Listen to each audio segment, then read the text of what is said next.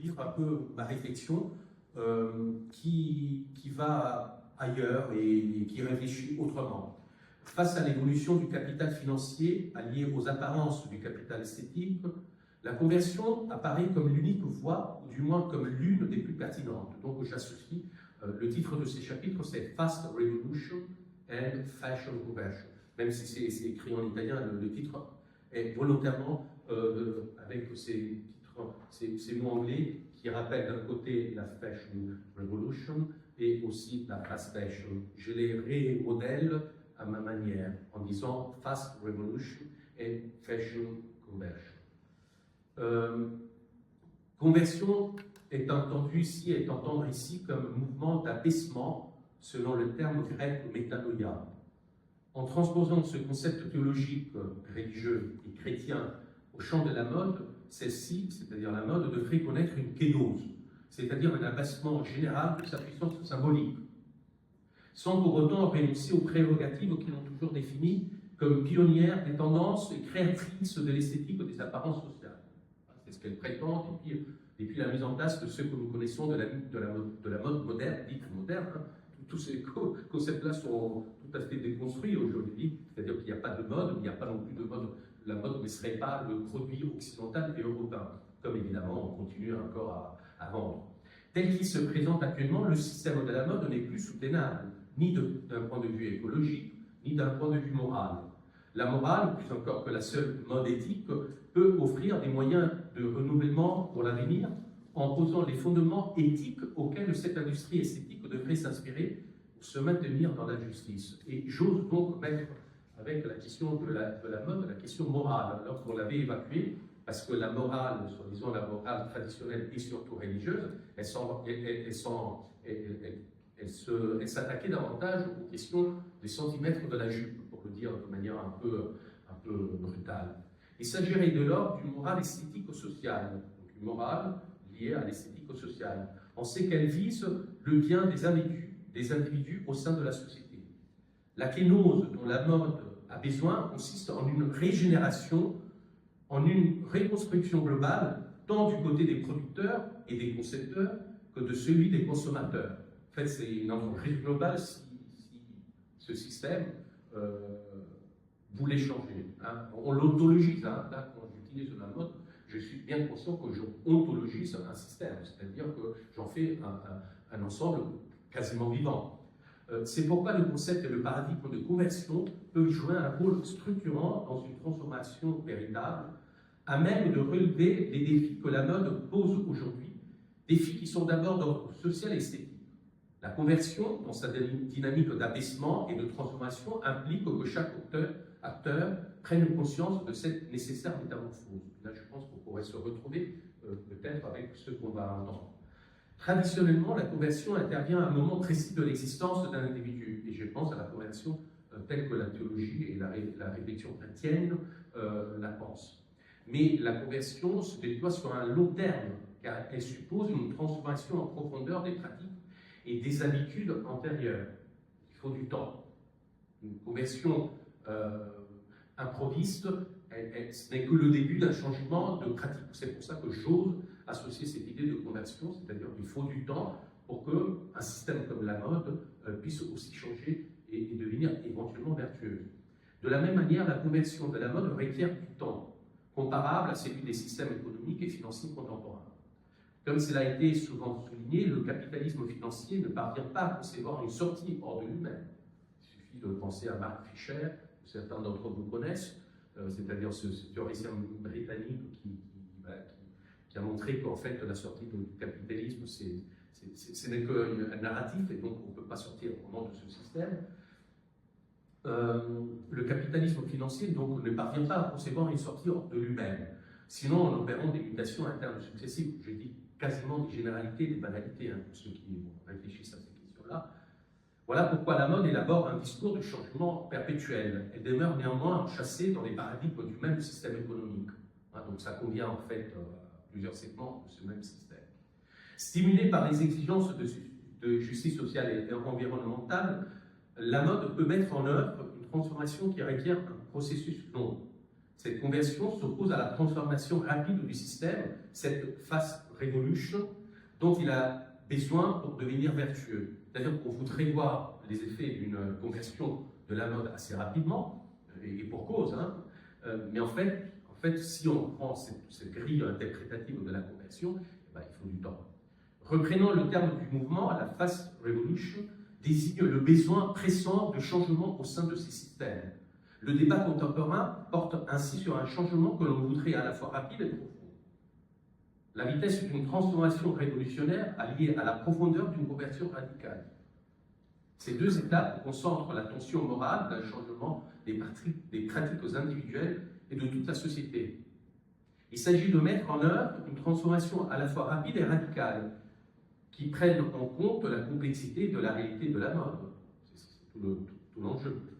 Comme le suggère entre autres le philosophe franco-argentin Miguel Benassayag, la contemporanéité est confrontée à un nouveau paradigme, celui de la complexité du réel et donc la complexité de l'interprétation du réel.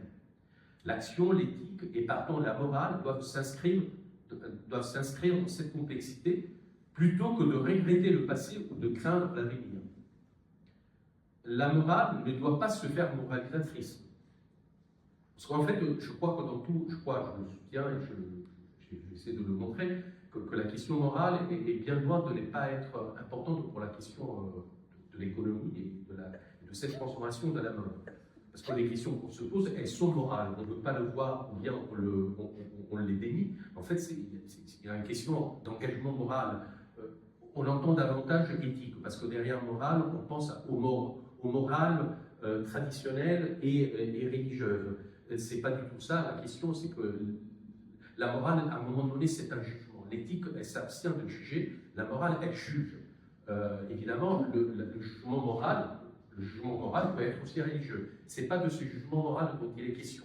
Donc, il faut à un moment donné juger. Et on juge si un vêtement est bien fait ou pas, ou selon les bonnes pratiques ou pas. Donc, je dis que ça pouvait résonner pour aussi ce qu'on entend va être sûrement beaucoup plus ancré. Hein. Mais justement, mon propos était de lancer aussi un questionnement plus théorique. Donc, ce n'est qu'en investissant dans le changement des pratiques, des comportements, des productions et de consommation que l'on peut instaurer un nouveau paradigme qui devienne lui-même la nouveauté, la véritable nouveauté de la mode. J'insiste, c'est-à-dire que la mode nous amène cette nouveauté, et donc la mode peut être tout à fait ce système qui pollue le monde à plusieurs niveaux, comme je viens de dire, mais comme elle a cette idée de nouveauté, elle pourrait être aussi porteuse de nouveautés intéressantes, importantes, éthiquement importantes. Et c'est là que je ne serais pas d'accord avec Maché, qui dit que c'est un segment complètement, c'est une ontologie complètement elle peut pas être vertueuse. Oui, pourquoi pas, mais peut-être qu'elle pourrait aussi devenir vertueuse. La nouvelle collection de la mode devrait ainsi être fondée sur la justice sociale et environnementale, avant même que celle de l'innovation esthétique. La mode est en soi une morale esthétique en acte. D'ailleurs, elle est déjà une morale esthétique en acte. Parce que la mode, encore une fois, en faisant une ontologie sociale de la morale, elle juge tout. C'est-à-dire que la mode et les modes sont déjà dans une forme de jugement. Sans qu'il soit besoin d'y surajouter quoi que ce soit. Elle devient alors esthétique morale ou morale esthétique selon le point de vue adopté. Et c'est uniquement, j'ai terminé, dans cette nouvelle prise de conscience que la déesse des apparences, comme l'a définissait Mallarmé, pourra rester ce qu'elle a toujours prétendu être, une perpétuelle recherche de nouveautés. Je vous remercie pour votre attention et avec honneur et honneur, je donne tout de suite la parole à Isabelle Delannoy, je répète, autrice de la théorie de l'économie symbiotique et fondatrice de l'entreprise de symbiotique, et sûrement beaucoup d'autres choses qu'elle nous permettra, en entendant parler, de connaître. Merci beaucoup. Je suis vraiment honorée d'être ici et enchantée d'être là devant vous. Je pense aussi que c'est une question morale, en fait, donc, dans le sens où vous posez un jugement sur les choses et faire un choix. Et moi, je vais vous parler d'une économie où en fait, on redevient habitant de la Terre. Parce que la question, elle est aujourd'hui quand on voit l'ampleur de la crise de la biodiversité, hein, nous sommes dans la 6e grande crise d'extinction du vivant. La précédente a fait disparaître les dinosaures, c'est pour vous donner on existait largement pas encore l'humanité à cette époque. C'est pour vous donner une échelle du temps et de l'importance de l'événement que nous vivons. Michel Serres, dans le temps de crise, avait une métrique de la nouveauté. On a toujours l'impression que les choses qui nous arrivent sont nouvelles, mais comment on peut caractériser ce qui est nouveau? Et il disait en fait, la nouveauté pourrait se mesurer à l'aune de la durée du temps qui sépare le phénomène d'un phénomène comparable précédent. Et plus il est long, plus il est nouveau. Donc je pense que cette crise de la biodiversité à l'échelle du temps humain est particulièrement nouvelle, puisque nous n'existions pas encore lors de la précédente. Donc c'est vraiment ça, comment habiter la Terre. Et si un jour j'ai appris de Pierre-Henri Gouillon, qui est directeur de recherche au Muséum d'histoire naturelle, que Darwin, avant que le mot écologie n'existe, parlait d'économie du vivant. L'écologie, c'est l'économie du vivant. Comment nous, les humains, on pourrait faire une économie du vivant et s'inscrire finalement dans la spirale d'évolution de laquelle on est issu. C'est très intéressant la spirale d'évolution parce qu'on s'aperçoit que la Terre est un organisme. Nous vivons et la même chose qu'ont vu tous les micro-organismes, tous les organismes végétaux, animaux, microbiens qui ont vécu sur cette terre. On voit la même que les dinosaures. On ne cesse de se réutiliser, se recycler, se purifier. On voit aussi que donc la Terre est un monde fini en termes de matière. Là, on n'a pas quelques météorites qui arrivent, on n'a pas d'autres apports de matière. On a une énergie qui arrive constamment, notamment du soleil, mais sinon, en termes de matière, la Terre est un monde fini. Et pourtant, elle n'a cessé de créer la diversité. Elle n'a cessé de créer, depuis les premiers micro-organismes, les premières bactéries, des êtres de plus en plus divers, où on partage les mêmes molécules qui nous composent entre le baobab, l'araignée, le champignon. Tout cela, c'est un même monde qui ne cesse d'utiliser et réutiliser les mêmes nutriments. Et au fur et à mesure de l'évolution, en fait, si vous regardez cette spirale, vous vous rendez compte que plus ça avance, plus ça se complexifie, plus ça augmente en termes de diversité et de plus en plus rapidement. En fait, le vivant, finalement, de cette organisation et réorganisation, c'est une économie de l'information. Et peut-être que la Terre est un monde fini en termes de matière, mais ce n'est pas un monde fini en termes d'information. On essaie de créer de nouvelles informations, c'est-à-dire de nouvelles structures. Comment on passe de l'archébactérie qui était au fond des océans, des sources chaudes ou dans les geysers, pour arriver à des organismes aussi différents que le chèvrefeuille, l'orchidée, l'humain, le singe, sachant que l'humain est un singe. Donc voilà, donc nous n'avons fait que créer. La Terre n'est pas du tout illimitée. Elle est un monde incroyablement foisonnant de diversité et de création de richesse et d'abondance. Ce qu'on oublie beaucoup, c'est que le vivant est créateur d'abondance. Donc, comment on s'installe dans cette spirale de l'évolution qu'on a quittée? En réalité, dans un monde fini, vous savez, il y a une date qui dit dans un monde fini, il n'y a pas de croissance sans limite. Ceux qui le croient sont des fous des économistes. Moi, je dirais, ils ne sont pas des biologistes, en tout cas. Parce que la Terre, justement, nous montre le contraire depuis le début de son histoire. Par contre, ce qui est sûr, c'est que dans un monde fini, il n'y a pas de durabilité sans régénération. Et sans régénération des ressources. Et ce que c'est faire le vivant depuis le départ, c'est régénérer ses ressources. C'est faire passer un nutriment d'un baobab, d'un singe, etc., etc. qui fait que ça ne cesse de se régénérer. Et il n'y a pas de régénération sans coopération avec le vivant. Pourquoi? Parce que, en fait, c'est le vivant qui est à la base des équilibres planétaires. Si je demande dans cette salle quelle était la composition de l'atmosphère primitive, qui savait qu'il y avait une atmosphère primitive, que nous sommes dans une atmosphère secondaire? Personne. Et alors j'adore poser cette question aux ingénieurs. Parce que les ingénieurs façonnent le monde, ils ne savent pas comment fonctionne la Terre. Personne ne sait qu'il y avait, enfin, par les biologistes, qu'il y avait une atmosphère primitive. L'atmosphère primitive était composée à 80, plus de 90% de carbone, de soufre, à une once d'oxygène. C'est le vivant qui a complètement transformé la Terre et qui a créé cette atmosphère avec du carbone absolument résiduel et une richesse en oxygène, etc., de la vapeur d'eau, et aussi tous les éléments. C'est-à-dire que vous imaginez bien qu'il n'y a pas de brume sur Jupiter. La brume, la rosée, etc., c'est créé par le vivant. C'est le vivant, en fait, qui permet aux éléments comme ça de devenir dans une finesse absolument incroyable de connaître ces légers vents, ces légers gouttes de rosée sur la mer.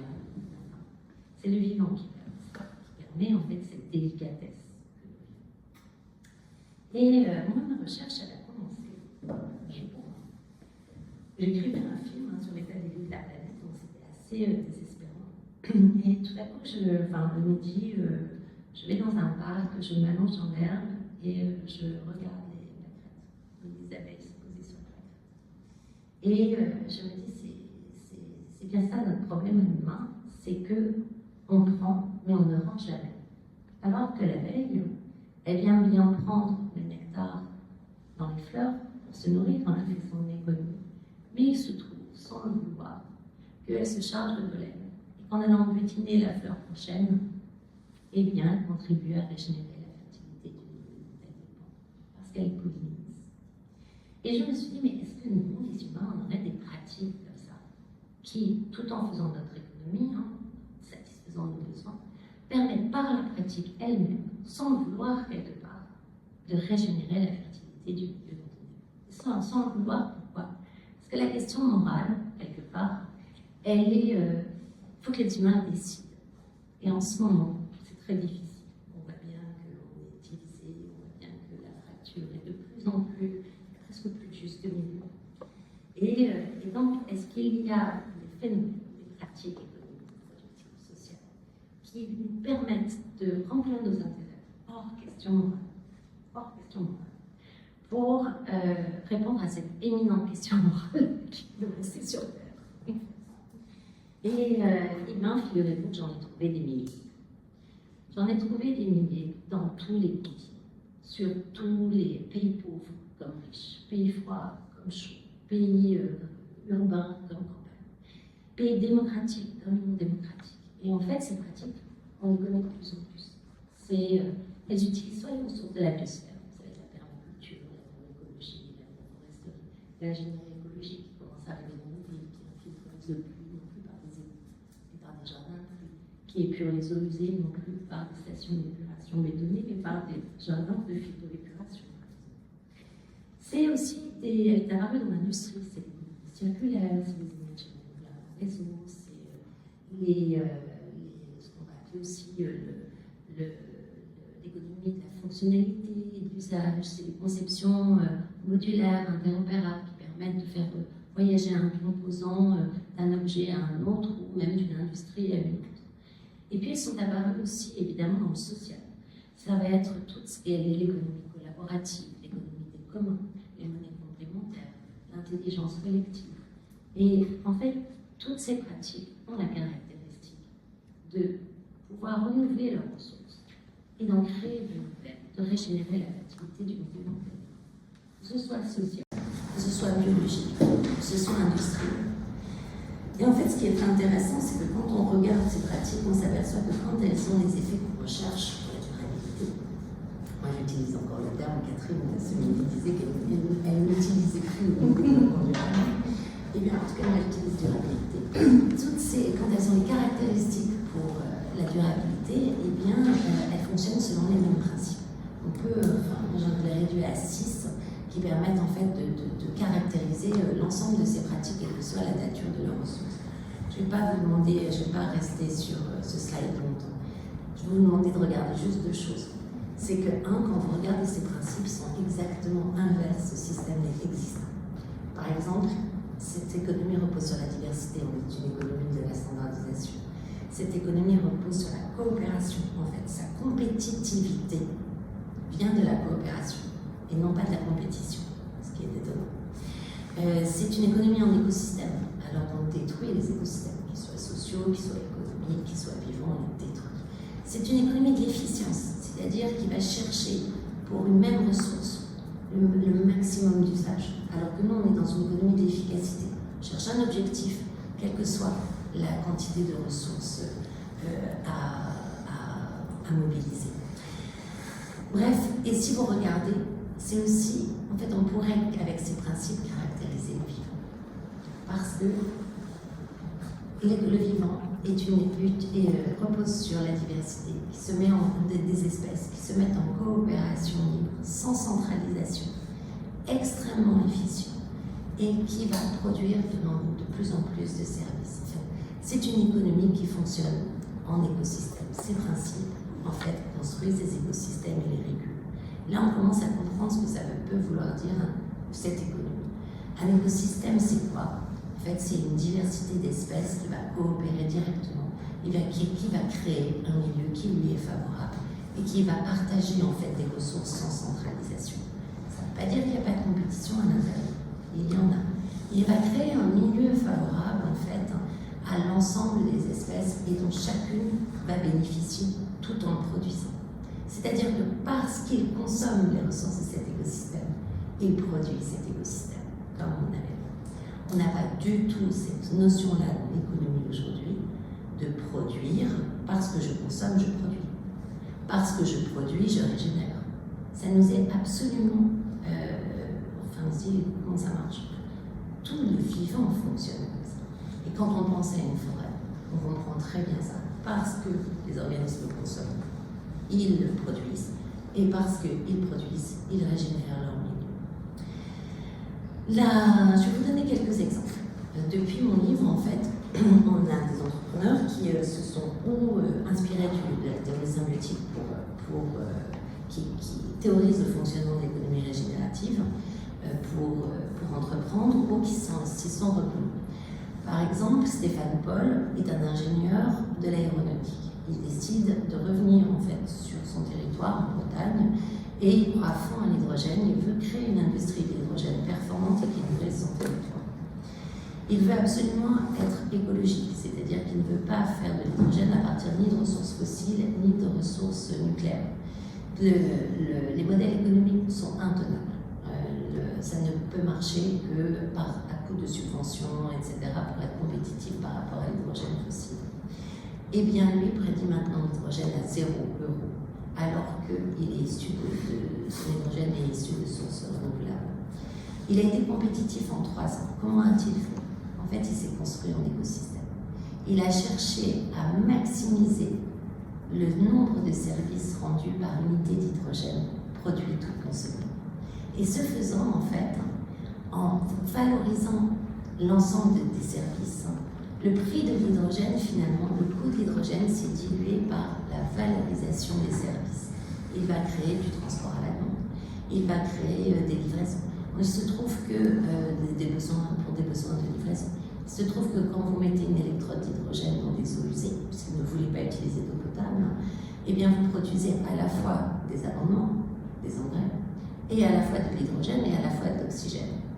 Donc en fait, en multipliant les services comme ça et en multipliant le nombre d'acteurs reliés à la même unité d'hydrogène, ça concernait du coup les agriculteurs, les industries agroalimentaires, les eaux usées de la ville et puis le transport, etc.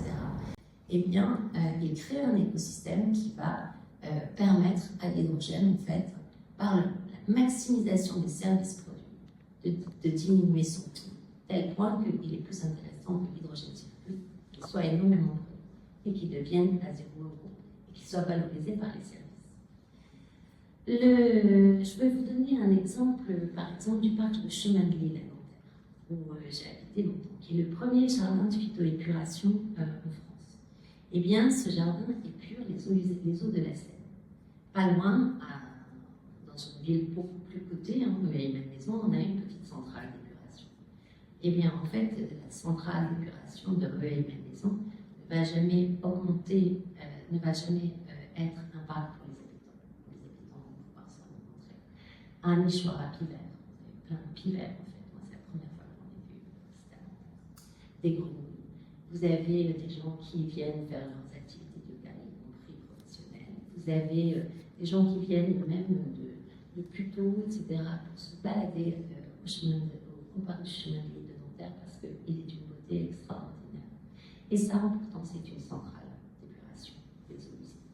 Enfin, des eaux de la Seine, on pourra avoir la même chose dans les eaux usées. Voici un agriculteur, Joseph. Henri Joseph, il est en Guadeloupe, c'est un milieu tropical, mais quand même, il fait 2 millions d'euros de chiffre d'affaires sur l'île. Comment fait-il? Eh bien, il produit des cosmétiques à partir des herbes indigènes de Guadeloupe. Et il a installé des symbioses systématiques. Il n'y a par exemple pas des cosmétiques, des produits phytopharmaceutiques. Par exemple, il a un virucide herbe à pic. Là, il vient de démontrer que c'était un virucide efficace contre les virus aériens messagers de type Covid. Et pour produire son herbe à pic, il fallait de l'engrais azoté. Il n'a pas mis d'engrais azoté. Il a mis en fait une légumineuse. Et la légumineuse qu'il a trouvée la plus efficace en fait, sur son terrain, c'était un indigo. Et en faisant la culture, il s'aperçoit que l'indigo de Guadeloupe est un des plus riches en indigotine du monde. Donc aujourd'hui, il a une sorte d'immense passoire, d'immense théière, dans laquelle il fait infuser l'indigo et il produit de l'indigo sur sa ferme. Et il produit une huile très précieuse, l'huile de galba, qui coûte très cher à produire parce qu'il faut extraire l'amande de cette coque extrêmement dure. Mais la galba, en fait, c'est aussi l'aliment des chauves-souris. Il a planté des arbres pour accueillir les chauves-souris et qui viennent casser la coque, qui viennent se nourrir de la pellicule blanche à l'intérieur, l'albumine en fait, et qui laissent tomber la larve au pied des arbres à galba.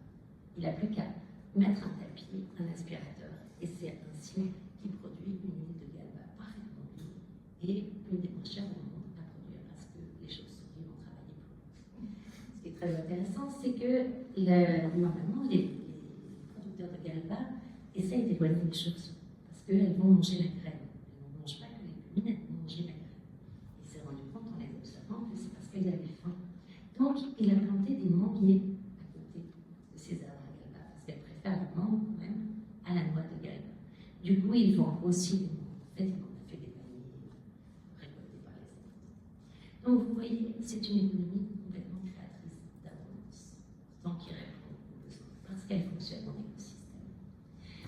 Là, ce qui est très intéressant, par contre, c'est que Henri, quand il y a eu l'ouragan Fiona qui s'est particulièrement concentré sur son village, je l'appelle et je lui dis, mais je voyais les bananeraies couchées. Et je lui dis, mais comment ça se passe pour toi? Il m'envoie la photo là qui est à droite. Il me dit, regarde comme un jardin arrosé par la pluie.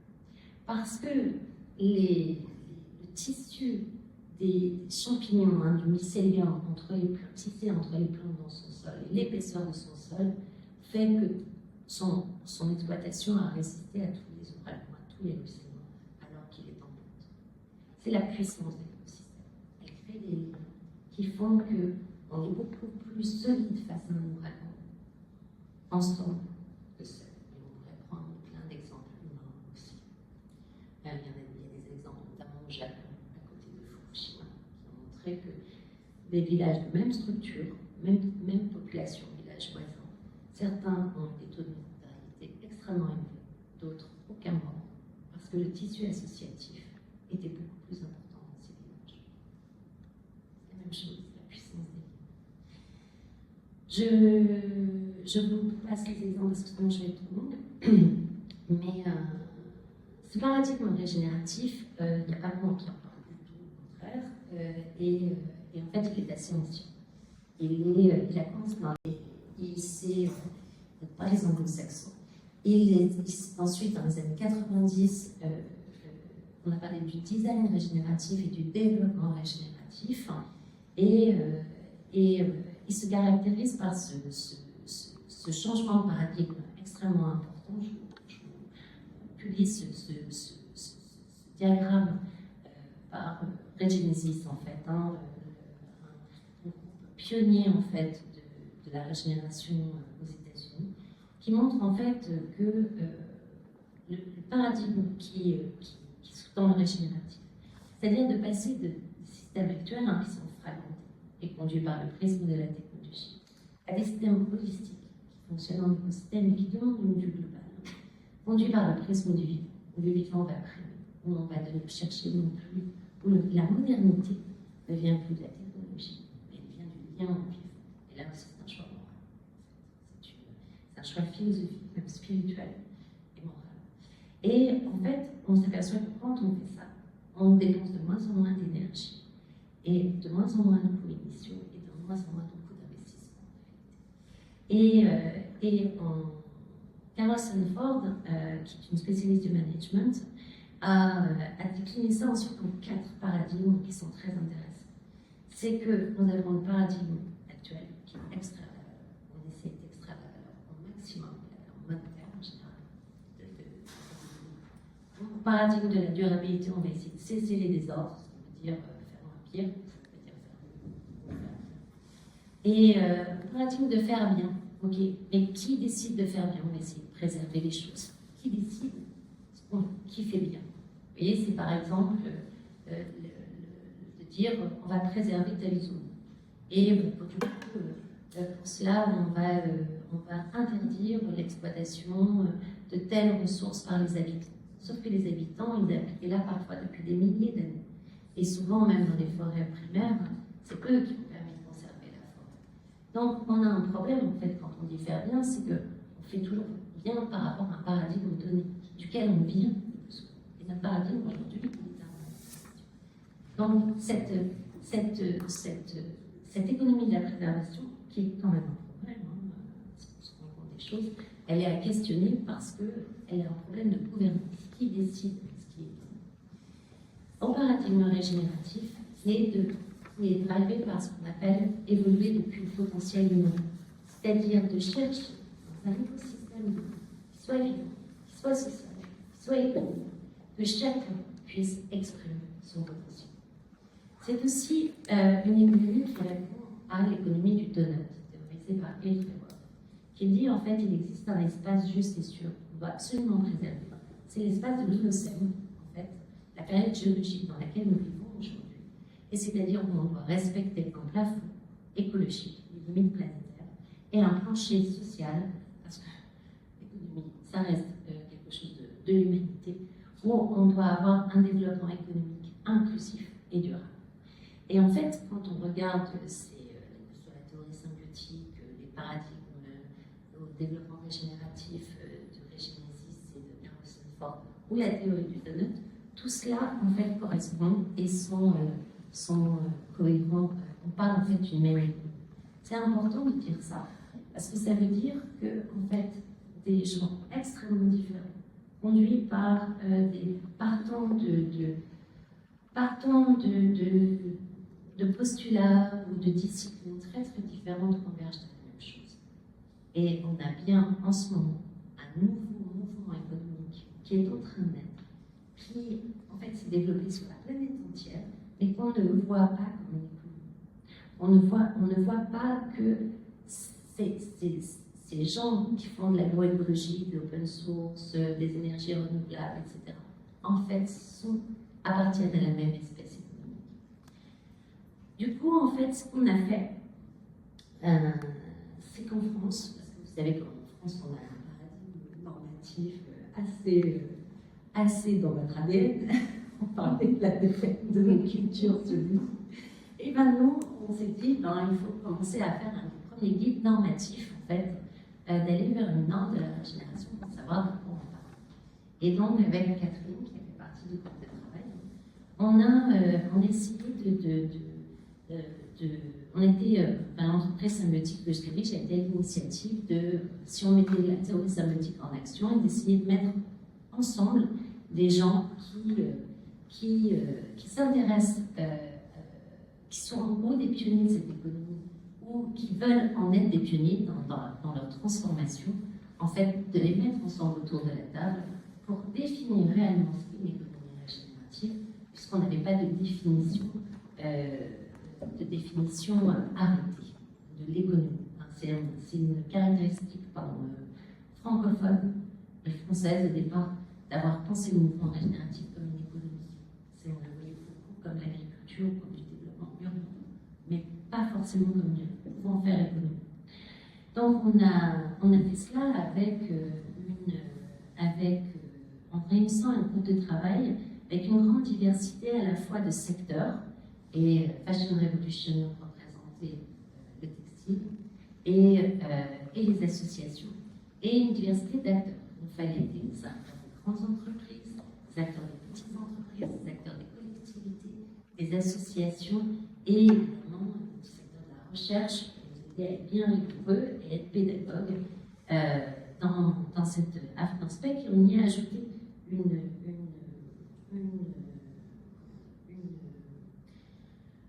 une première, en fait, dans l'AFNOR, c'est d'avoir essayé d'inclure la gouvernance du vivant.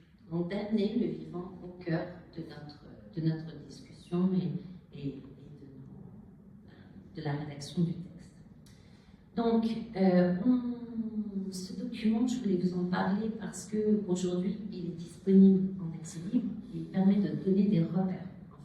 Et c'est quand même une vraie démarche que de faire une norme dans quelque chose qui est une économie qui est complètement différente de l'économie actuelle, donc de faire une norme d'une économie qui est dans la coévolution, alors que la norme fige en fait, en général.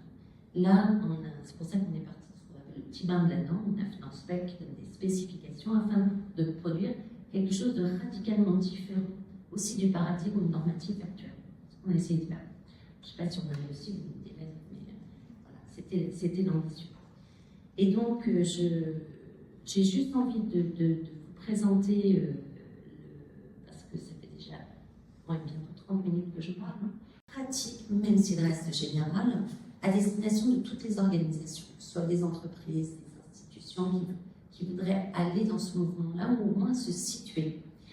Et des outils, en se disant, mais quels sont les freins au passage à l'économie régénérative, quels sont les leviers, quels sont les accélérateurs, et des critères pour pouvoir se situer.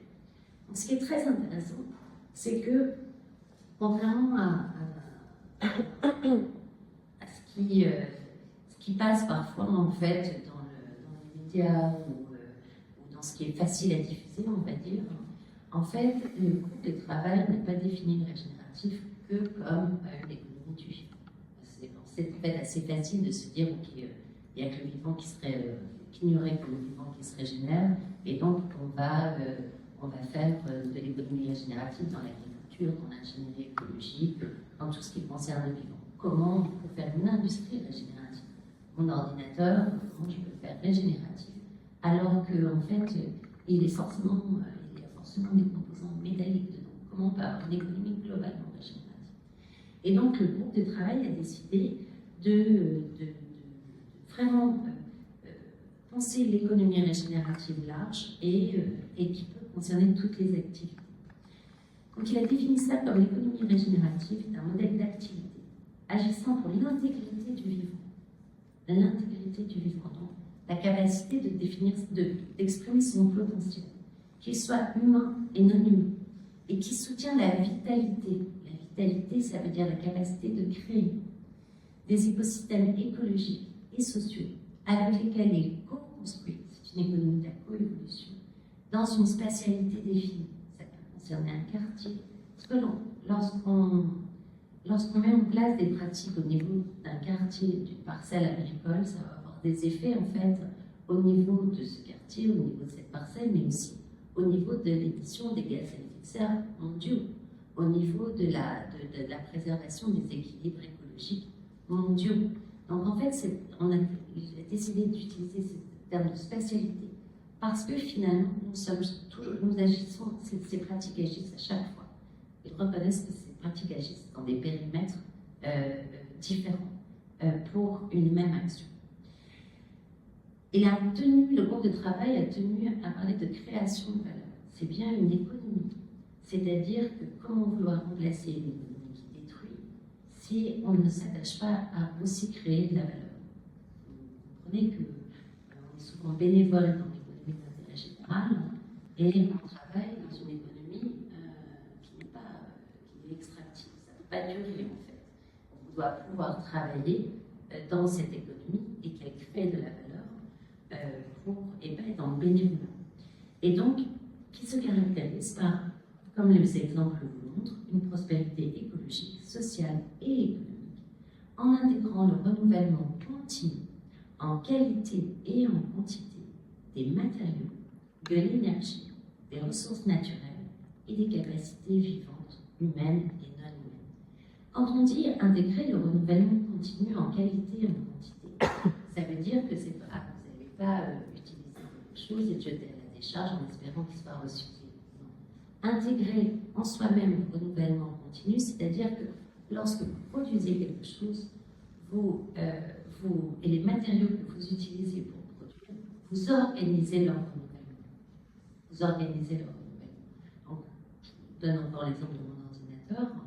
Mon ordinateur, par exemple, il est fait de composants qui peuvent s'assembler, c'est des assemblées qui sont faits avant tout pour des assemblées. Je ne possède pas. Donc, en fait, les composants vont retourner au fabricant et vont pouvoir intégrer de nouvelles machines. Il organise le renouvellement continu en quantité de la matière qu'il utilise. La FinancePac propose une trajectoire pour se situer. Elle propose un continuum de stratégie. Donc, il y a exploiter ce qu'on fait aujourd'hui. On externalise les impacts. On dit, c'est la société qui va payer. On dit, non, ça c'est pas dans la loi. On a intégré en général les impacts sociaux. On n'a pas encore intégré les impacts sur le vivant dans la loi. Et puis, donc, il y a notre économie, le business as usual actuel. Il y a l'économie de la réparation. Alors ça, c'est très intéressant, l'économie de la réparation. L'économie de la réparation, ça veut dire que, par exemple, c'est la compensation carbone. Vous allez émettre à un endroit, mais compenser vos émissions à un autre. Ou alors, c'est de la réparation dans le temps. Vous allez exploiter un site, et puis après, en fait, de l'avoir exploité, vous allez essayer de le restaurer. Vous avez une séparation dans le temps et dans l'espace. C'est un problème. Mais le problème, c'est que l'économie de la réparation, il faut que votre business marche assez bien pour tirer un flux financier de ce business as usual, extractif, afin de pouvoir vous compenser ou réparer dans le temps.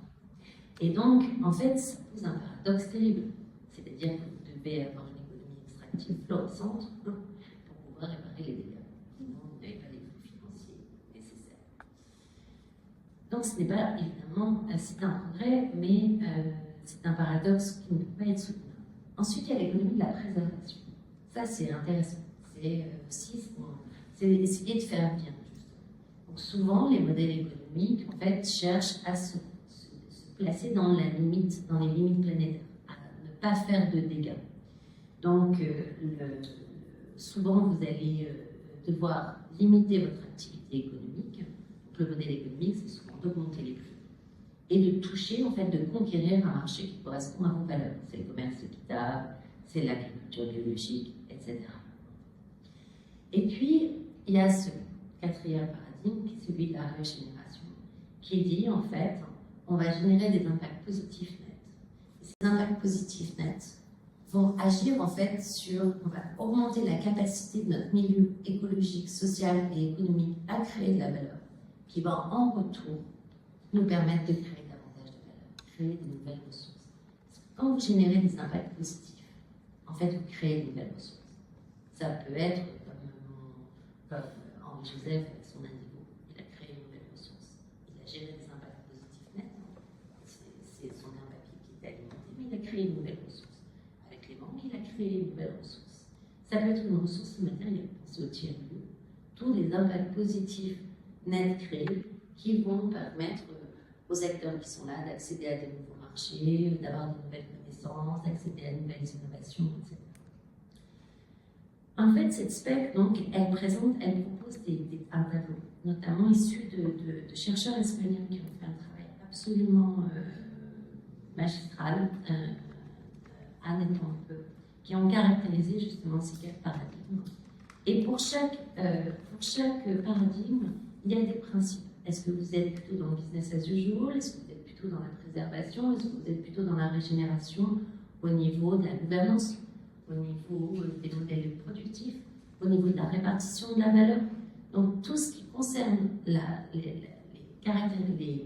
préoccupations très claires d'une entreprise, dans n'importe quelle organisation, comment je produis, quel est mon modèle économique, quel est mon modèle de gouvernance, quelles sont mes relations avec mes parties prenantes, comment je répartis la valeur, quels sont mes choix financiers, ont été ainsi caractérisés et on donne à chaque fois, en fait, pour tout ce qui est régénération, donc il y a ces principes. Et pour la régénération, on va donner dans le texte ce que ça veut dire très clairement et avec des exemples, des spécifications, des exemples, uniquement pour la régénération. Et puis ensuite, on va donner des leviers pour y arriver, des accélérateurs et des freins, pour que les entreprises, en fait, puissent accéder à ces niveaux-là pour tous les champs de leur organisation. Donc, en fait, ce que ça veut dire, c'est que ça pose un choix, en fait. Parce que jusqu'ici, quand on pense que l'économie extractive est linéaire, dans laquelle on est, le business as usual, c'est l'économie. Non, c'est une économie possible. C'est une économie d'extraction. S'il y a une économie de la régénération, ça veut dire qu'on a le choix. Ça, c'est énorme, en fait. Vous pouvez dire que vous avez le choix. Et vous avez des marches pour pouvoir y arriver. Il y a des méthodes spécifiques, il y a des pratiques particulières pour y arriver, mais vous pouvez le faire. Et après, vu le moment où on est, nous, on a un message très très clair dans l'entreprise, c'est qu'on ne doit pas seulement se contenter de détruire, on doit régénérer plus. Et en fait, avoir une image de l'homme qui peut être positive pour sa planète, qui peut être une espèce positive, un régénérateur, plutôt qu'un homme qui est décidément une espèce maudite pour la planète, qui doit limiter son génie pour détruire le monde, c'est quelque chose qui est intenable pour l'espèce humaine. Intenable. Vous mettez un enfant à côté d'un ruisseau et vous faites un barrage. Dire comment vous voulez lui dire, t'as vu, t'as fait un barrage, t'as vu comment t'as modifié la terre là, c'est pas possible. Comment on fait pour que notre génie, on en soit fier, on est du service du vivant? Ça, en fait, ça, c'est. Et quand je reviens dedans, vous avez des critères comme ça. On propose des critères. Ils doivent coévoluer aussi, ils ne sont pas parfaits. Pour s'évaluer dans les 4 domaines. Dans les 4 domaines, il y a une sorte de cible comme ça dans l'aspect où on va regarder comment on contribue aux écosystèmes vivants, comment on contribue à la prospérité sociale, comment on contribue à la prospérité économique de nos parties prenantes, comment on contribue au renouvellement continu en qualité et en quantité des matières et de l'énergie. Et on va regarder mon cœur de cible, ça veut dire que en fait on a trois niveaux. Il y a un seuil d'intégrité, quand vous êtes en dessous du seuil d'intégrité, s'il n'y a plus d'intégrité, c'est que vous avez détruit, en fait, c'est en général le business as usual. Au niveau, est-ce que vous avez détruit de la matière, est-ce que vous avez détruit des écosystèmes vivants, est-ce que vous avez détruit du social, est-ce que vous avez détruit vos partenaires économiques, souvent c'est oui. Est-ce que vous avez ensuite un seuil de renouvellement, est-ce que vous leur avez permis de renouveler votre force de travail? Oui. Est-ce que vous avez permis de renouveler vos services écologiques? Est-ce que vous avez permis de renouveler la matière? Et puis un seuil, donc ça c'est la préservation en fait, puis un seuil au-dessus qui est le seuil d'épanouissement. C'est très très différent. Est-ce que vous avez permis de renouveler votre force de travail, vos collaborateurs? Est-ce que vous avez permis de s'épanouir? C'est ça. C'est ça, participer à l'expression du potentiel inhérent de chacun. C'est ça la vraie création de valeur. Et en fait, tout le truc, c'est d'en faire son modèle économique. Ça, de faire de cette création de valeur, de l'expression du potentiel de chacun, un facteur positif pour son modèle économique. Donc voilà, je m'arrêterai là. Voilà, je des critères, c'est des exemples de critères, mais je vous laisserai aller dans l'accès libre. C'est l'écosystème Régène qui a payé l'accès libre, qui est un collectif d'acteurs régénératifs et qui a Voilà, donc un dernier message, ça existe, c'est innovant, c'est de l'innovation, c'est une économie d'innovation, c'est écologique, c'est solidaire, ça ne marche que si on partage la valeur, c'est un problème. Ah, enfin, il faut partager la valeur. Et en fait, elle est basée non pas sur l'extraction, mais sur la régénération. Je vous remercie. Je vais dire deux mots sur Fashion Revolution quand même, parce que on est réunis aussi ici pendant la Fashion Revolution Week qui a eu tous les ans au mois d'avril autour de la date de l'effondrement du Rana Plaza, comme tu le rappelais tout à l'heure.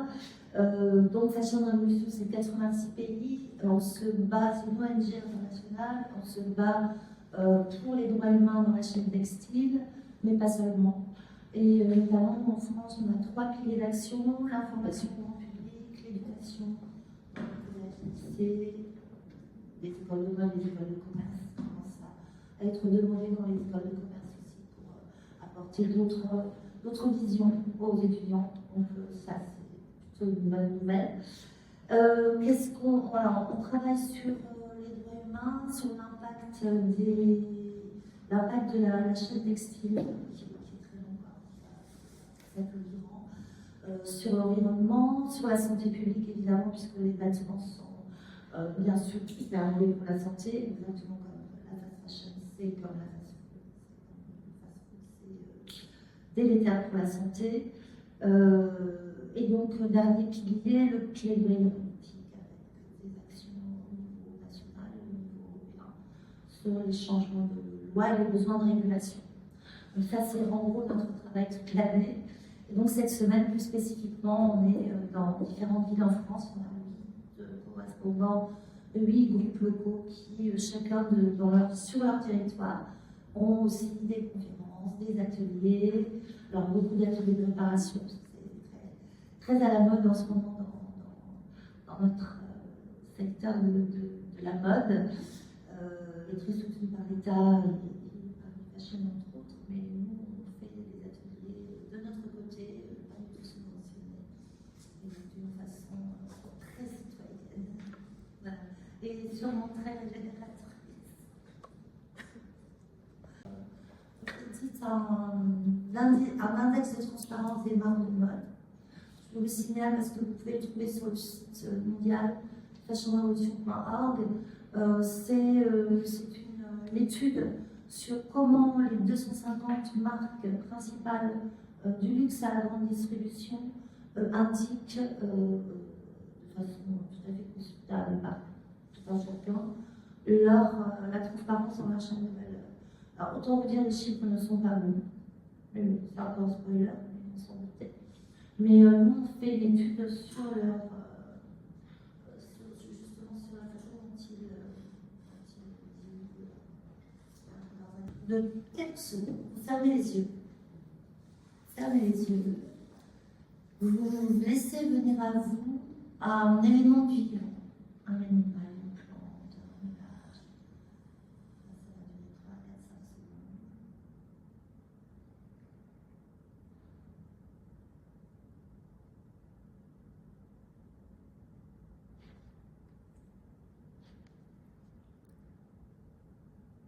Voilà, comme on n'a pas beaucoup de temps, je vous demande de garder avec vous ce qui s'est manifesté dans parler tout à l'heure.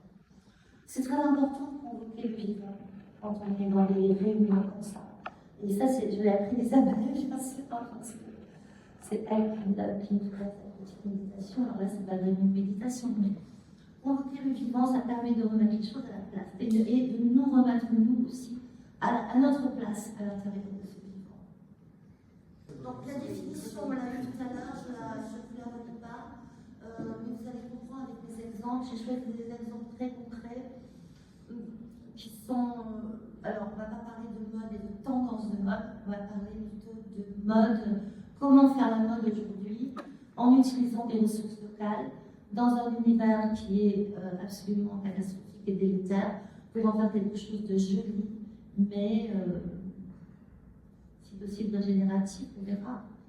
Il y a des gens dans la salle qui sont dans les exemples, qui diront comment on vit alors je passe parce que je ne peux pas vous parler de tout. Alors, je vais commencer par une filière locale de matières premières. Ce qui est très important de savoir, dans la mode, on a besoin de tissus. Sinon, on fait plus de vêtements, de tissus ou de matière. On va se contenter de tissus, on ne parlera pas d'élevage, on va trouver un petit peu, mais pour la laine. Donc, en France, la France est le premier producteur mondial de fibres de lin. Ça, peu de gens le savent. On a quand même cette chance-là parce que les 3/4 de la production mondiale, ben, c'est ici, avec un petit peu en Belgique, un petit peu aux Pays-Bas. On ne calcule pas ce qui se passe en Russie pour la chiffre. Donc, pourquoi est-ce que la France est le premier producteur mondial? Parce que le lin est une plante atmosphérique qui a besoin d'un terroir, d'un climat et de savoir-faire particulier. Donc ici, ben, on a le terroir. C'est le lin cultivé sur une bande de terre entre Caen et Amsterdam, Normandie, Flandre, la Belgique, et puis là-haut, sur les Polders, il y a quelques petites parcelles de lin biologique. Le climat, ben, vous l'aurez compris, c'est un climat océanique avec un terroir très particulier qui convient très bien à la plante, qui donc n'a pas besoin d'irrigation. Ça, c'est important. Il ne se nourrit en fait que du sol et puis de l'eau du ciel. Un savoir-faire européen, ben, voilà, c'est le savoir-faire local, non délocalisable, une fois. C'est un petit peu délocalisable à l'intérieur de l'Europe. Comme on a pu voir avec les filatures, les filatures françaises qui ont été délocalisées en Pologne à la fin des années 90, au moment du démantèlement de l'industrie textile. Mais peu à peu, finalement, elles reviennent. On a 4 nouvelles filatures en France depuis 2 ans. Bon, voilà, c'est des petites filatures, mais ça permet quand même de traiter ici le lin qui est produit ici.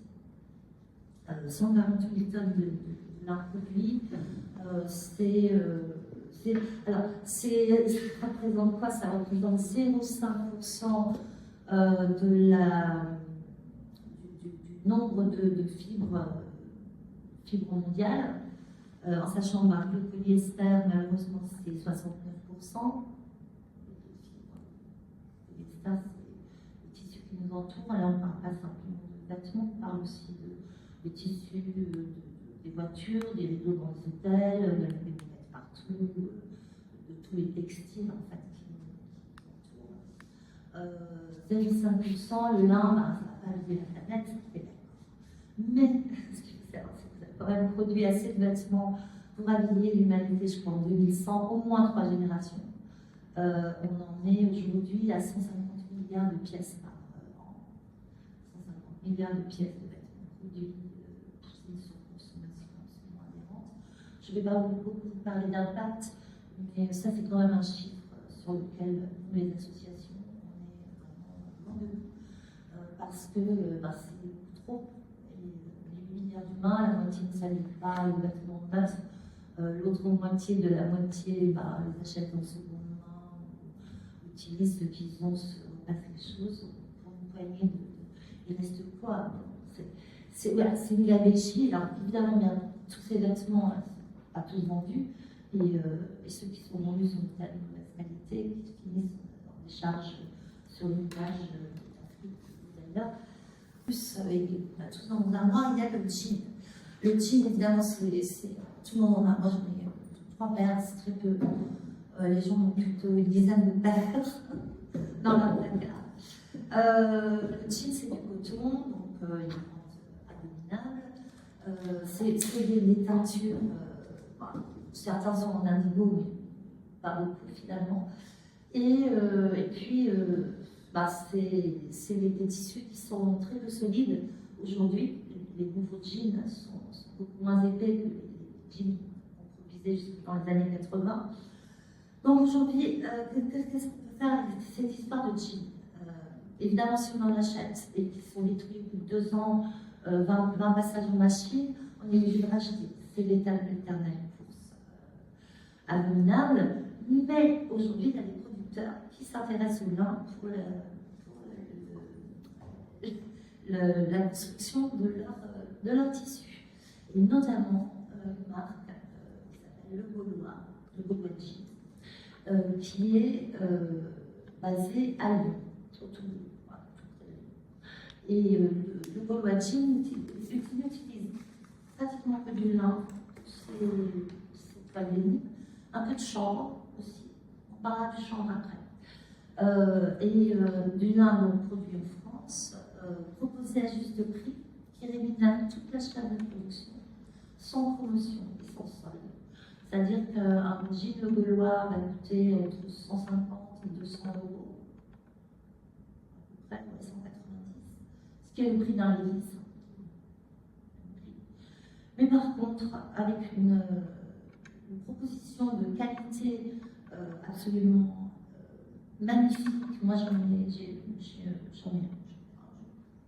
témoigne, c'est un très beau denim, très doux, mais en même temps un peu rigide quand même, pas du tout mou comme les jeans qu'on peut acheter ailleurs dans les enseignes maudites. C'est un tissu solide et confortable, si vous déchirez, il vous propose la réparation, c'est-à-dire que votre pièce est garantie quasi à vie. Ça, c'est très rare. Beaucoup de marques commencent à proposer des services de réparation, mais chez le Gaulois, on le renvoie à l'atelier et on récupère un jean absolument réparé, avec des morceaux même retissés, donc voilà, ça c'est une façon de faire des jeans en France, à des prix tout à fait. Alors attention, c'est pas le prix de chez International, mais voilà, c'est le prix de chez Levi's. Et sans esclavage. Donc c'est pas mal. Alors, une autre façon de travailler le lien, là c'est une marque que j'aime beaucoup, qui s'appelle Séquence. Et c'est une jeune femme, styliste, qui a été styliste dans mon enseigne, qui a décidé de s'intéresser au lin. C'est une toute petite marque, alors vraiment microscopique presque, assez peu distribuée, mais qui a d'abord un très joli style, une très jolie philosophie. Et ce qu'elle fait, c'est d'abord, elle utilise le lin pour la beauté de la matière, mais aussi pour la durabilité. Elle a compris que le lin, c'était une fibre qu'on pouvait garder et faire passer de génération en génération. On a tous des draps en lin de nos grands-mères dans nos armoires, et on sait que c'est une fibre qui se répare très facilement, mais qui est aussi peut être aussi tissé de différentes façons. On peut faire du satin de lin, on peut faire de maillot de lin, on peut faire du lin très épais comme une toile canevas, on peut faire de la dentelle de lin. On peut utiliser le lin, toutes sortes de tissus, des tissus très très épanouissants, très transparents, ou des tissus très blancs comme ça. Ce qu'elle fait, Anne, elle a un travail aussi avec une artiste qui s'appelle Maude Livrier Claire, qui travaille depuis quelques temps, qui travaille autour de l'environnement, des problématiques environnementales, et qui vient de faire une série d'aquarelles où elle représente des sacs plastiques immergés dans l'eau. Voilà, pour évoquer la cite, la lente dislocation d'un ancien modèle consumériste.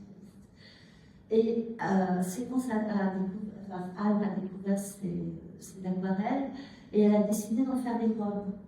Les robes que vous voyez sur cette image, en fait, sont à partir des aquarelles de mode.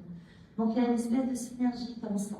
On peut travailler quand on est styliste avec un artiste et faire un monde nouveau avec un vrai message. Moi, je dis toujours art is resistance. Et je pense que la résistance à notre modèle délétère et extractif peut passer aussi par l'artistique. Et là, voilà, une idée de quelque chose de très beau est tout à fait compatible avec nos valeurs et les choses qu'on aimerait voir venir au monde. Et pas oublier que la mode, ça doit aussi être beau et désirable. Voilà, c'est une autre. Alors ça fait partie bien sûr de notre programme Small is Perfect. On a un programme Machin Production où on aide, on soutient et on met en avant des tout petits business models dans la mode. C'est un programme qui est surtout basé en Angleterre. On va commencer à développer cette année en France avec des fonds européens. On espère avoir un petit peu d'argent pour soutenir les marques, surtout au niveau de la distribution. Finalement, c'est la distribution qui est plus difficile. Et, on est en train d'étudier un petit business plan à voir, à venir. Donc ça, ben, voilà, c'est m'éterniser sur le lin. On va passer aux chambres. Alors là, j'ai un modèle d'une coopérative, Virgopop. Et je pense qu'ils sont vraiment, ils n'ont pas de label régénératif. Il n'existe pas seul certificat, c'est le certificat pour regenerative.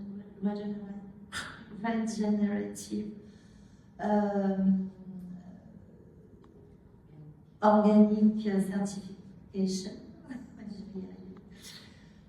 Mais ils sont sur la bonne voie. En fait, en France, il y a une seule marque qui marche déjà. Eux, ils ont eu la labellisation. Ils ont une chaîne de valeur qui est très compacte. Et ils travaillent depuis plus de 10 ans sur la production éthique. Ils viennent d'avoir le certificat. Comme Patagonia, ils ont aussi. À partir des fibres recyclées. Oui, parce qu'ils sont en polyester recyclé, ils ont AWS. Je ne sais pas, non, mais en tout cas, déjà, c'est sûr. Alors, Virgopop, c'est quoi? Ils ont eu des soucis. C'est quand même une des plus belles marques. En tout cas, pour la Nord, c'est très compliqué. En France, on a Pitcher Organic, qui fait beaucoup d'efforts sur son site, qui reste en polyester, mais qui fait quand même beaucoup d'efforts au niveau de la chaîne de valeur.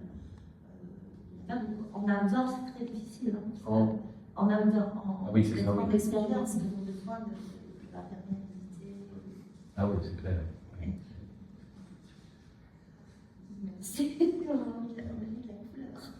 Alors je sais, je dois appuyer. Alors, Virgopop, un de leurs mots d'ordre, c'est qui sont les territoires. On est vraiment dans ce que tu nous as raconté, Isabelle. La mission, c'est alors que le secteur textile conventionnel détruit la planète et les hommes, Virgopop et ses sociétaires agissent pour construire un nouveau monde textile, écologique, éthique et citoyen. Et pourquoi citoyen et pourquoi c'est important? Parce qu'en fait, c'est une coopérative. Donc, Virgopop, c'est la coopérative. Il propose à tout un chacun de venir apporter sa force au niveau de la gouvernance, au niveau un peu d'argent, bien sûr, ils en ont besoin de refaire des machines. Alors, le chanvre, c'est bien simple, ça a disparu après le plan Marshall. Le chanvre, c'était avec le lin, notre source française, avec l'ortie aussi. Mais après le plan Marshall, les Américains ont dit ok, on vient vous sauver, mais vous achetez notre coton, donc vous arrêtez le chanvre. Les chambriculteurs ont dit ok. Les viniculteurs ont dit non, nous on a notre belle plante. Et donc le chanvre a disparu de nos textiles. Le chanvre textile a disparu de nos contrées. On va continuer à l'utiliser pour les constructions, pour un peu de médecine, enfin de choses comme ça. Mais au niveau textile, on avait perdu toutes les machines. Toutes les machines ont été achetées par la Chine dans les années 70-80. Donc, bien beaucoup, leur mission, c'est de ramener ces machines ici, de faire vivre aussi les petits sables locaux. Ils travaillent à la fois sur le chanvre et sur la laine, avec des valeurs, les valeurs, les bonnes valeurs, le respect du vivant, l'humain, le profit, l'ouverture et la coopération. C'est une gouvernance partagée. Je pense qu'on est dans les clous. Ça, c'est toute la chaîne textile. Ils ont réimplanté le chanvre textile dans leur territoire en Occitanie. Ils ont réinstallé des usines de défibrage de la paille. Ensuite, ils ont aussi un travail sur la laine et ils vont tisser ensemble la chaîne, le chanvre et la laine. Donc, ça permet de nouvelles matières très solides et en même temps très confortables, notamment pour les sneakers, je vous donnerai quelques exemples tout à l'heure. Alors, ils achètent la laine de Bourbier-Lacombe, qui est une laine locale d'Occitanie. Le tri, le lavage, le cardage et la filature de la laine se font en France, ce qui est très rare. Normalement, le lavage de la laine se fait en Chine. Les laines partent en Chine et reviennent. Là, ils vont réinstaller une unité de lavage autour de c'est un territoire. L'Occitanie, c'est un peu comme ça, ça s'étire un peu. Donc, il y a côté Toulouse et puis côté Montpellier. Là, c'est plutôt côté Montpellier, le change côté Toulouse. Bon, voilà, ils ont réinstallé en fait toute une filière de textile complète. Pour pouvoir créer là, on a un jean chanvre et laine, et aussi des chaussures, des sneakers qui sont dans cette même matière. Donc c'est possible, et les prix sont tout à fait raisonnables. Ce pas des prix de fast fashion, certes, mais on parlait de moral, on va parler d'éthique, parce que les vêtements sont fabriqués ici. Là, c'est un jean des ateliers du feu. Donc là, il y a un son dans la région. Donc tout se passe à peu près dans un champ de 300, 400, 500 km. On est bien loin des 20 000 km, 30 000 km que fait normalement un jean pour arriver dans nos armoires. Donc voilà, ça c'est là, on a atelier Tuffery, je pense, CIFA, du cas. IFA, c'est très. C'est une photo de IFA. Ouais, je te prends comme exemple après. Atelier Tuffery, c'est aussi le tissage d'autant à Saint-Afrique dans le Tarn. Et puis la marque IFA Chambre, donc nous avons le créateur de la salle, qui lui travaille en coopération avec des cellules, des ateliers, tout un écosystème en France et en Europe. Alors en Europe, j'imagine que c'est le Portugal. Il y a beaucoup de lockdown sur le tricotage du chanvre et du lin, avec les tricoteurs hollandais. Hollandais. Oui. À quel endroit? Je faisais mis en relation, je crois à une heure d'Amsterdam, vers Utrecht, et je faisais mis en relation avec Tissé Coton et Jabot, puisque le tricotage est aussi dans l'Ibérienne, et c'est une innovation assez récente. Non, mais alors, on parle d'innovation alors que c'est des textiles qui existent depuis des centaines, presque des milliers d'années ici. Mais on reparle d'innovation parce qu'on avait perdu cette année. Et moi, je trouve ça m'aime beaucoup de voir revenir à tout ce tissu social et tissu tout court dans nos contrées. Alors, on n'est pas gagné, on est d'accord. Et notamment au niveau de la distribution, si tu veux témoigner tout à l'heure, tu pourras nous en dire deux mots. Je vais parler, on parle de chambre. Ah oui, mais on parle de chambre dans la Bible. Dans nos campagnes, Mais le lin de chanvre et l'ortie, c'est comme ça que les gens vivaient depuis le Moyen-Âge généralement. C'est Charlemagne qui a stoppé la du lin et du chanvre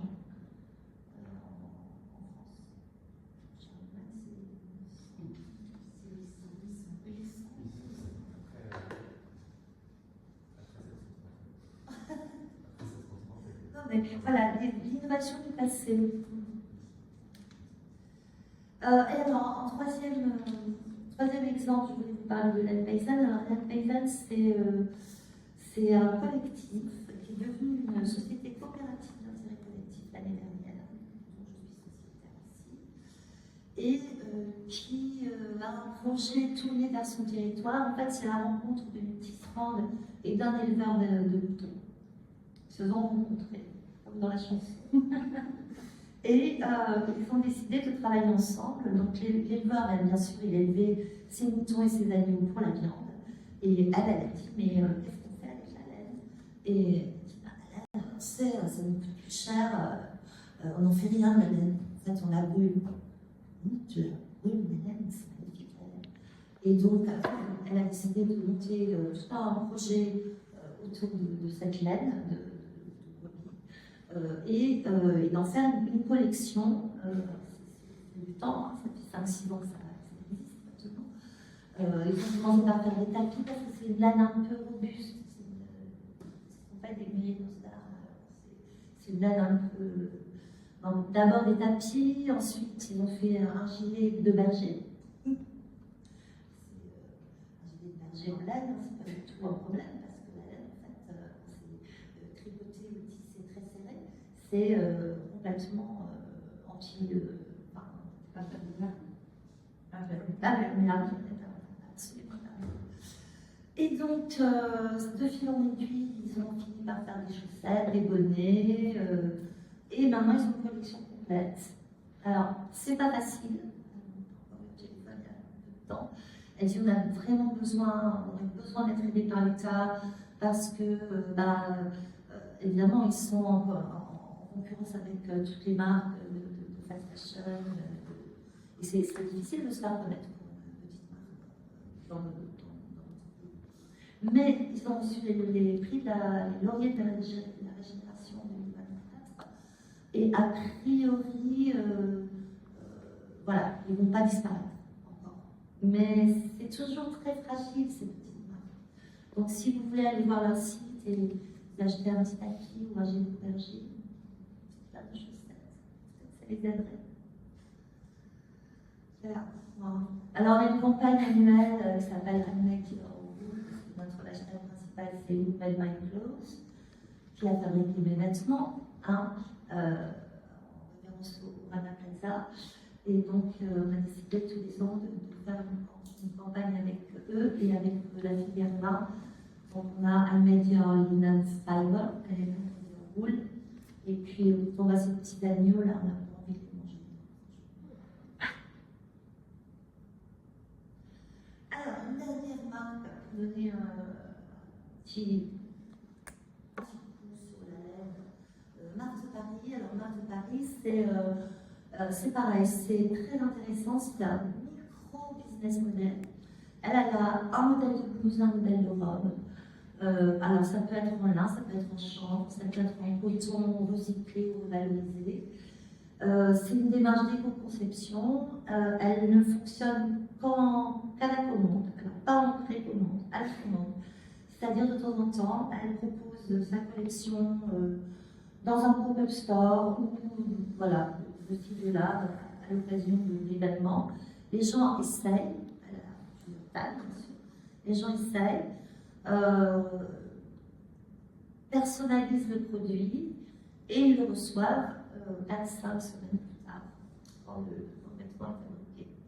Ça, c'est une façon déjà de réintroduire un peu de patience dans nos désirs de vêtements. Ça donne un peu d'espace aussi aux gens. Ils peuvent essayer, ils peuvent personnaliser, changer le col, changer le manche courte, manche longue. Donc il n'y a jamais deux fois le même modèle en fait. Et c'est tout un écosystème hein, de l'agriculteur, du tondeur, le tailleur, l'éleveur, le filateur, le tisseur, la couturière. Voilà.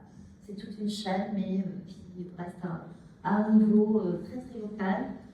Et bien sûr, Véronique Juillet, qui est donc la styliste, la créatrice de la marque, et sociétaire, bien sûr, de l'aide des années de Virgocop. C'est des petites familles, hein. Tous vraiment très en lien les uns avec les autres. Mais c'est bien de pouvoir les mettre en avant parce que voilà, c'est vraiment des petits business models. Alors, je ne pense pas qu'on puisse faire fortune à ce niveau-là de business model, mais si ça suffit selon ses justes besoins. En fait, on n'a pas besoin peut-être d'avoir gagné des milliers de cents, on a juste besoin de pouvoir subvenir à ses justes besoins. Réfléchir à ça en parlant de morale. Est-ce qu'on n'est pas dans un monde complètement frénétique? Est-ce qu'on a besoin d'un appartement de 150 mètres carrés? Je ne pense pas. Est-ce qu'on a besoin de tous les objets dont on trouve? Je ne pense pas non plus. Est-ce qu'on a besoin de posséder tout ce qu'on possède? Sûrement pas. Donc voilà, selon ses justes besoins. Ça, c'est des petits business models qui fonctionnent. Alors, on est vraiment dans un cercle très petit.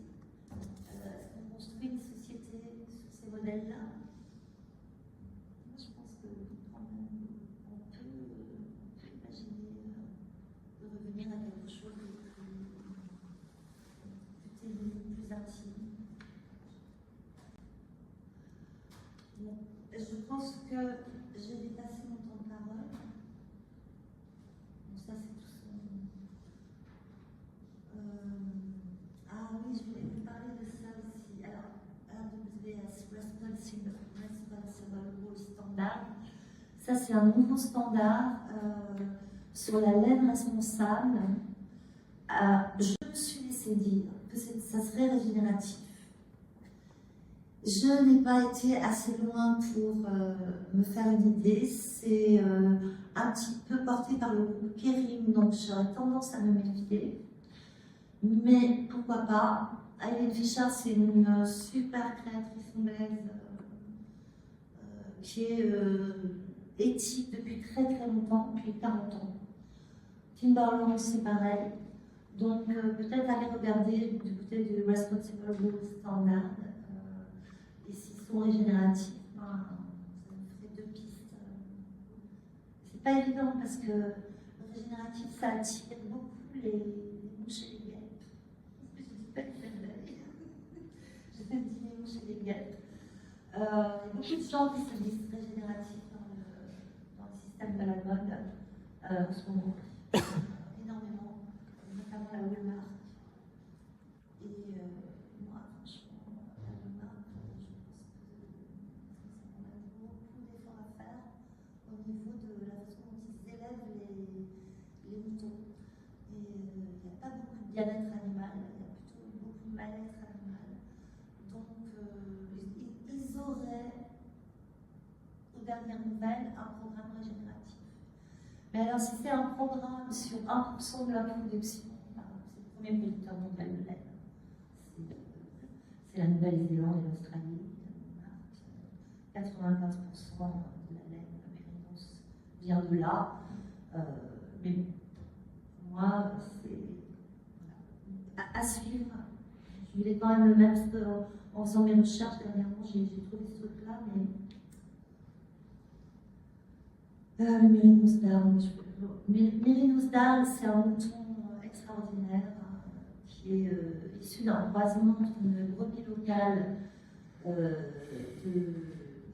des Alpes et un bélier mérinos d'Espagne. Ça date du 19e siècle. C'est la plus belle laine du monde. Oh, le cachemire. Oui, alors le cachemire, enfin le cachemire. Il y a du mauvais cachemire aussi. Voilà, bah, ces éleveurs dans la région d'Arles, ils sont regroupés en association. C'est un collectif pour la promotion du Mérinos d'Arles, créé en 2018. C'est assez récent, donc quand même je voulais vous en parler. Et ils travaillent sur la valorisation de produits en laine, notamment des vêtements techniques de randonnée. Donc c'est une alternative justement à toutes ces collections outdoor puisque la laine, ben, comme on l'a dit, elle peut être imperméable, en tout cas un peu répellente, et surtout elle est respirante. Donc quand on fait de l'escalade, quand on fait du ski, on transpire beaucoup, on a trop chaud, on ouvre, on a froid, enfin bref, la laine c'est thermorégulateur. Donc voilà, la laine c'est une belle alternative à tous les vêtements polyester pelliculés. Et puis ces bergers, ces moutons sont élevés en pâturage, exclusivement en pâturage. Ils entretiennent le paysage, ils préviennent les risques d'incendie et d'avalanche, ils préservent la biodiversité faune et flore, et évidemment, le stockage du carbone se fait par le sol. Je ne pense pas qu'il se passe du carbone dans la laine. Non, ça passe pas. Non, ça passe pas. À San Francisco, il y a une, Oui, voilà, il y a une laine vraiment positive carbone, mais qui pas le berger. voilà, pas d'intégrité de pâturage particulier. Ça. Et puis, dernière marque, Montpellier, alors pareil, ils ont été remarqués au lever de la génération de 2024. Ils ont reçu le prix de la mode éco-responsable au Fashion Award 2025. C'est un prix de mode pour. Alors, ils sont entreprises à mission. Voilà, c'est pas Bicorp. Certains sont Bicorp. Entreprises à mission, c'est peut-être un tout petit peu mieux. C'est un produit, là aussi une base de berger, en laine, fabriqué, sélectionné dans les Pyrénées en précommande ou à la demande, tricoté dans le Béarn. C'est une usine, c'est une marque et une usine qui soutiennent l'économie locale et puis qui valorise également la patience et la qualité, puisqu'on ne peut pas acheter une pièce directement. Il faut passer par la précommande ou à la demande, c'est-à-dire on peut acheter une pièce à la demande une à une, mais on attend 5 mois. Il y a assez de commandes pour lancer la production. Ça, c'est des nouveaux systèmes. Ils n'existent pas pour le moment. Là, je vais passer. Voilà, j'ai fini.